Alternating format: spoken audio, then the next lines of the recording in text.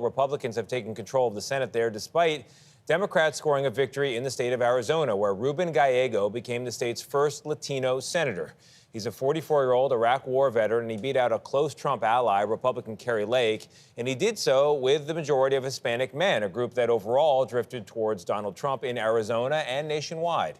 Yesterday, Ed O'Keefe spoke with the senator-elect about what his party needs to do differently in the future.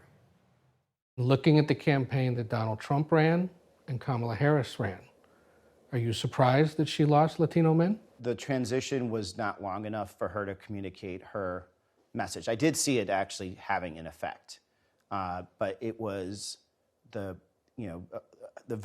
especially Latino voters were looking at the administration and not necessarily at her plans, because her plans were good for Latino men, but they were still, still hurting. They still felt the sting of not being able to provide for their family. And one of the things that we did on this campaign is that we talked way early, starting in April of 2023, about the costs of living. Part of this, too, is a misunderstanding of the culture. I think what happens a lot of times is that we don't actually really understand the Latino community. We don't understand that they're working class, they're patriotic, they're aspirational, they're pro-border security and pro-immigration reform. I think a lot of times these kind of DC people put their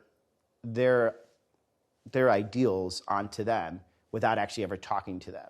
And in the next few years, Democrats either have to come to the voters, decide to come to the voters, right. We don't have a or choice. give up on them. Right. Well, you can't give up. There is no winning nationally without Latinos. There's no path forward in the Democratic Party into a national party without Latinos. And so we need to talk to them. A lot of it is like we need to go back to the basics of what we are: a pro-worker, pro-family, party that is aspirational and pushing the American dream. Democrats and people that consult and people that advise them, they need to go out and touch grass and meet real Latinos, and not just ones that we already are surrounded by.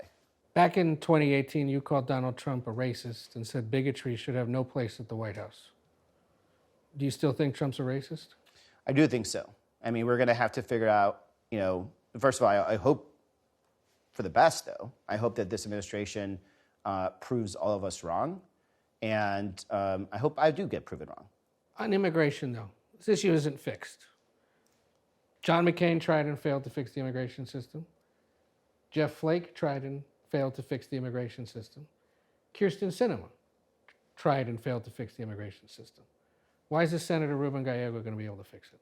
We're not going to have trust with the American public for immigration reform until we fix border security first. That is a very Republican position. That has been the Republican position now for almost 20 years. The Republican position is that you give us border security, then we'll give you immigration reform. My position is we need to do border security, and then we have to fight for immigration reform.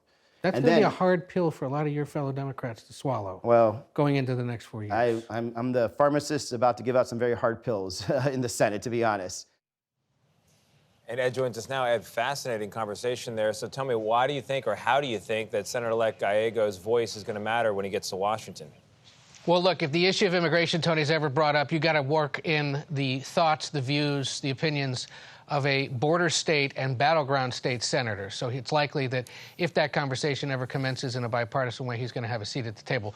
The other reason is he's a winner, right? And Democrats are going to need to learn from those that won this cycle how it is they can win in the future. And as you saw, he has some thoughts on how the party needs to proceed.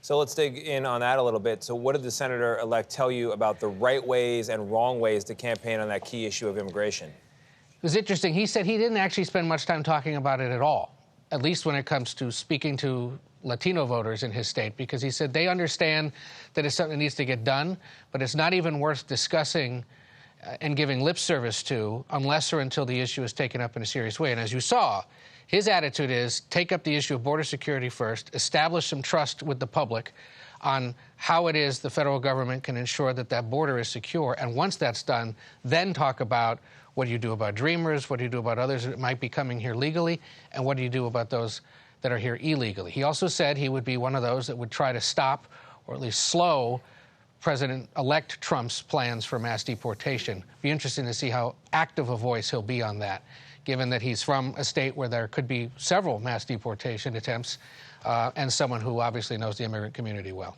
Yeah, he's a very interesting figure. We'll see how he changes Washington and, of course, how Washington changes him. Ed, thank you very much. Right. Appreciate it.